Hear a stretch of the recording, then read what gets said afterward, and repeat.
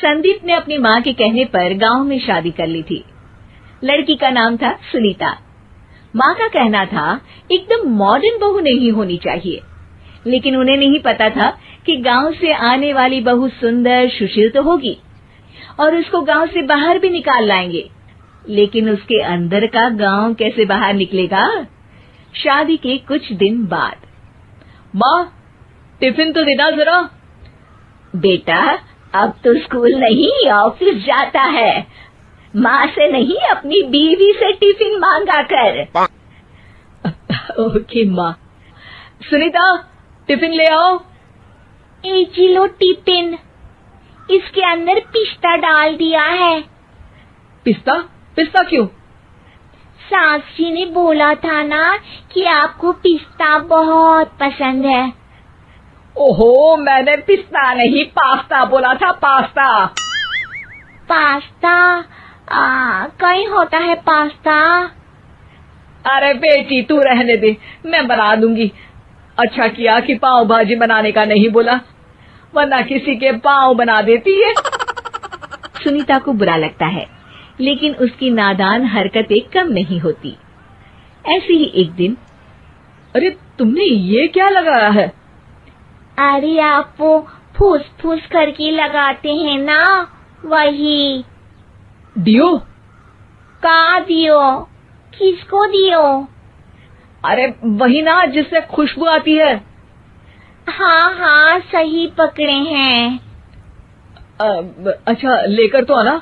कौन सा डियो लगाया तुमने? अभी लेकर आते हैं जी।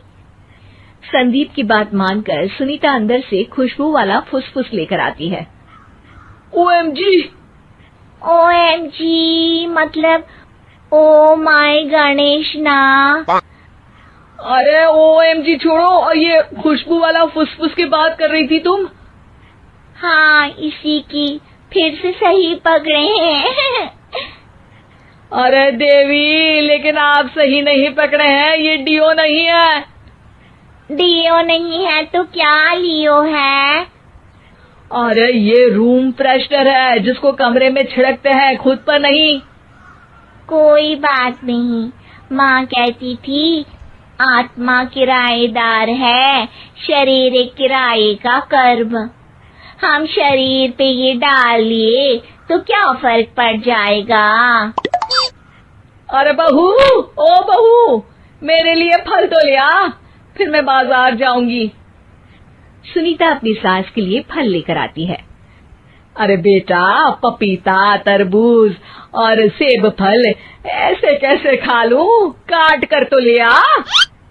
माँ जी, मेरे गांव में तो खेत से उठा के सीधा खा लेते हैं। अरे ये तेरा गांव नहीं है ना। अरे संदीप, तू ही कुछ समझा देना इसको बेटा। मैं कैसे समझाऊं माँ, ये तो माइक्रोवेव को भी भट्टी बोलती है। कल मैंने बोला हाय कैसी हो, तो बोलती है किसी को हाय नहीं लगानी चाहिए। अरे सुनीता, तेरा क्या होगा? अभी तो कैसे बताऊं माँ जी, अभी हम कुछ करेंगे फिर पता चलेगा क्या होगा, लड़का या लड़की। हे भगवान, कहाँ से आ गई है? रामपुर से जी, आप ही तो लेकर आए थे मुझे। अरे मुझे माफ कर दो। पहले कोई गलती तो करिए जी, आपकी तो सारी गलती माफ कर देंगे हम। हाँ अरे बहू, मेरी बात सुन। फल यानी कि फ्रूट जब भी लाए ना तो काट कर लाना, ठीक है? जी ठीक है माँ जी, फल यानी फ्रूट यानी काट के लाऊंगी। सुनीता रोज ही कोई ऐसी हरकत कर देती जिसकी वजह से उसे घर में दो बातें सुननी पड़ती। एक दिन, माँ, मेरे बॉस घर पर आने वाले हैं शाम को। उनका बर्थडे है, फैमिली साथ नहीं रहती उनके, तो यही पार्टी कर लेंगे। उनको अच्छा लगा तो शायद मेरा प्रमोशन भी हो जाएगा। मैं ना फ्रूट केक लाकर फ्रिज में रख दूंगी और तेरे साथ आज खाना मैं बनाऊंगी, ताकि जब साहब आए तो खाने में कोई गड़बड़ ना हो। शाम को जब सारी तैयारियां हो जाती है, संदीप के साथ बड़े साहब भी घर आते हैं।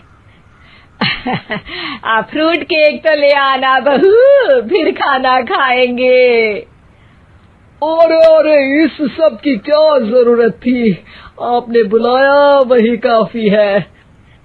सर, आपका परिवार शहर में नहीं है तो हम ही आपके परिवार जैसे हैं सर। इतने में ही सुनीता फ्रूट केक लेकर आती है और बड़े साहब की टेबल पर रख देती है, और जैसे ही केक के ऊपर का बॉक्स हटाती है, ओह, ये क्या है? केक तो कटा हुआ है। मैं तो ऐसा नहीं लाई थी।